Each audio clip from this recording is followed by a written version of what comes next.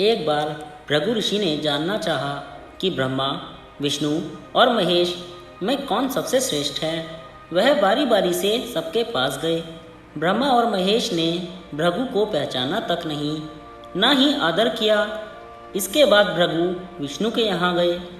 विष्णु भगवान विश्राम कर रहे थे और माता लक्ष्मी उनके पैर दबा रही थी। भृगु ने पहुँचते ही न कुछ कहा न सुना और भगवान विष्णु की छाती पर पैर से प्रहार कर दिया। लक्ष्मी जी यह सब देखकर चकित रह गईं, किंतु विष्णु भगवान ने भृगु का पैर पकड़कर विनीत भाव से कहा, मुनिवर, आपके कोमल पैर में चोट लगी होगी, इसके लिए क्षमा करें। लक्ष्मी जी को भगवान विष्णु की इस विनम्रता पर बड़ा क्रोध आया। वह भगवान विष्णु से नाराज होकर भूलोक में आ गई तथा कोल्हापुर में रहने लगी।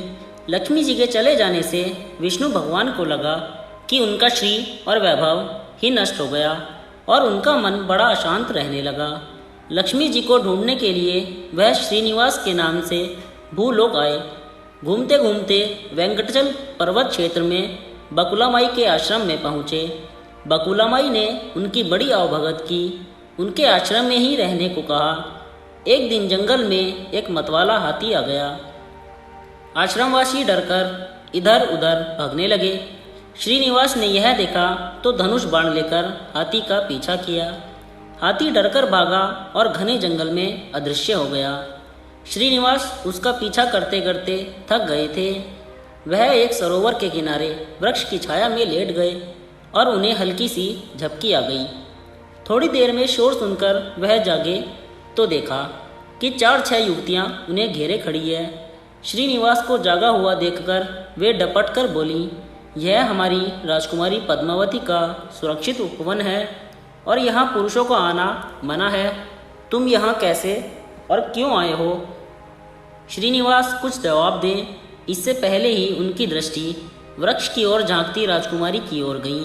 श्रीनिवास पद्मावती को एकटक देखते रह गए। थोड़ा संयम होकर कहा, देवियों, मुझे पता नहीं था। मैं शिकार का पीछा करता हुआ यहाँ आया था। थक जाने पर मुझे नींद आ गई, इसलिए क्षमा करें। श्रीनिवास आश्रम में तो लौट आए, किंतु बड़े उदास रहने लगे।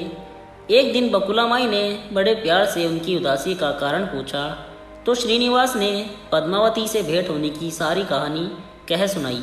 फिर कहा, उसके बिना मैं नहीं रह सकता। बकुलामाई बोली, ऐसा सपना मत देखो। कहाँ वह प्रतापी चोल नरेश आकाशराज की बेटी और कहाँ तुम आश्रम में पलने वाले एक कुल गोत्रहीन युवक। श्रीनिवास बोले, माँ, एक उपाय है, तुम मेरा साथ दो तो सब संभव है। बकुलामाई ने श्रीनिवास का सच्चा प्यार देखकर हाँ कर दी। श्रीनिवास ज्योतिष जानने वाली औरत का पेज बनाकर राजा आकाश की राजधानी नारायणपुर पहुँचे। उसकी चर्चा सुन पद्मावती ने भी उस औरत को महल बुलाकर अपना हाथ दिखाया। राजकुमारी के हस्तरेखा देखकर वह बोली, राजकुमारी, कुछ दिनों पहले तुम्हारी भेंट तुम्हारे सुरक्षित उद्यान में किसी युवक से हुई थी। तुम दोनों की दृष्टि मिली थी। उसी युवक से तुम्हारी शादी का योग बनता है। पद्मावती की माँ धारणा देवी ने पूछा, यह कैसे हो सकता है? ज्योतिषी औरत बोली, ऐसा ही योग है। ग्रह कहते हैं कोई औरत अपने बेटे के लिए आपकी बेटी मांगने स्वयं आएगी। 2 दिन बाद सचमुच ही बकुलामाई एक तपस्विनी के भेष में राजमहल आई। उसने अपने युवा बेटे के साथ पद्मावती के विवाह की चर्चा की। राजा आकाश ने बकुलामाई को पहचान लिया। उसने पूछा, वह युवक है कौन? बकुलामाई बोली, उसका नाम श्रीनिवास है। वह चंद्रवंश में पैदा हुआ है, मेरे आश्रम में रह रहा है और मुझे माँ की तरह मानता है। राजा आकाश ने कुछ सोचकर उत्तर देने के लिए कहा। बकुलामाई के चले जाने पर आकाश ने राजपुरोहित को बुलाकर सारी बात बताई। राजपुरोहित ने गणना की, फिर सहमति देते हुए कहा, महाराज, श्रीनिवास में विष्णु जैसा देवगुण है। लक्ष्मी जैसी आपकी बेटी के लिए यह बड़ा सुयोग्य है। राजा आकाश ने तुरंत बकुलामाई के यहाँ अपनी स्वीकृति के साथ विवाह की लग्न पत्रिका भेज दी। बकुलामाई ने सुना तो वह चिंतित हो उठी। श्रीनिवास से बोली, बेटा, अब तक तो विवाह की ही चिंता थी, अब पैसे न होने की चिंता है। मैं वराह स्वामी के पास जाती हूँ, उनसे पूछती हूँ कि क्या किया जाए।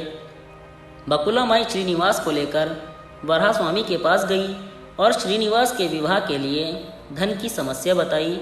तो वराह स्वामी ने 8 दिग्पालों इंद्र, कुबेर, ब्रह्मा, शंकर आदि देवताओं को अपने आश्रम में बुलवाया और फिर श्रीनिवास को बुलाकर कहा, तुम स्वयं इन्हें अपनी समस्या बताओ।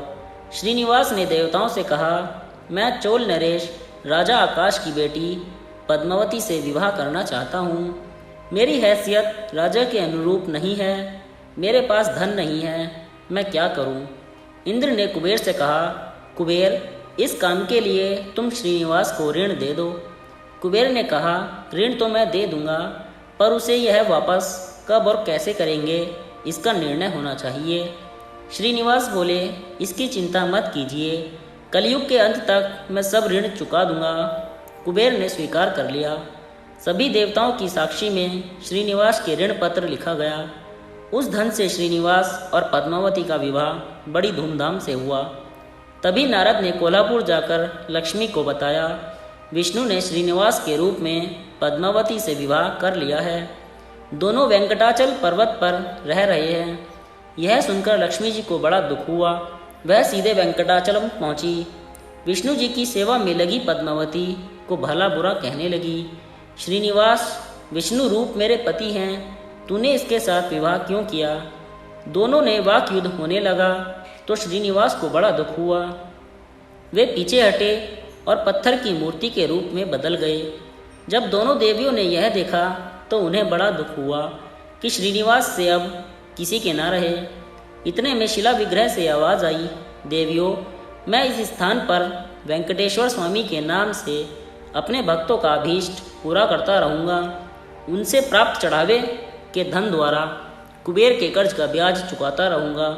इसलिए तुम दोनों मेरे लिए आपस में झगड़ा मत करो। यह वाणी सुनते ही लक्ष्मी जी और पद्मावती दोनों ने सिर झुका लिया। लक्ष्मी कोल्हापुर आकर महालक्ष्मी के रूप में प्रतिष्ठित हो गई और पद्मावती तिरुनाचुर में शिला विग्रह हो गई। आज भी तिरुपति क्षेत्र में तिरुमला पहाड़ी पर भगवान वेंकटेश्वर स्वामी के दर्शन हेतु भक्तगणों से इसी भाव से शुल्क लिया जाता है। उनकी पूजा पुष्प मिष्ठान आदि से न होकर धन द्रव्य से होती है। इसी धन से भगवान श्री कृष्ण वेंकटेश्वर स्वामी कुबेर का कर्ज चुका रहे हैं।